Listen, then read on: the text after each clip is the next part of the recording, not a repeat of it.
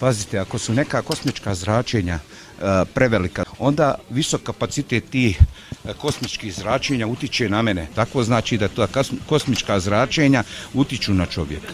Kvazi-arheološki lunapark takozvanog arheologa Semira Osmanagića pravi je rasadnik prevaranata radi čega bi ga trebalo zaobilaziti u širokom luku.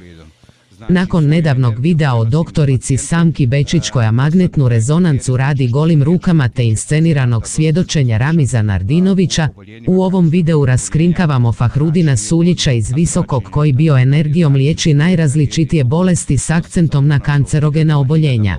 Podzemne vode tražim pogledom U svrhu svojega istupa. Dođite nam opet. Hvala vam što ste govorili.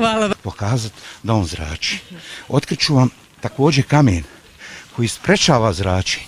Ja sam... Zna da više nikad ne može da priđe parama mamicu mu jebe. Izvinite, ja treba da siđem ovdje.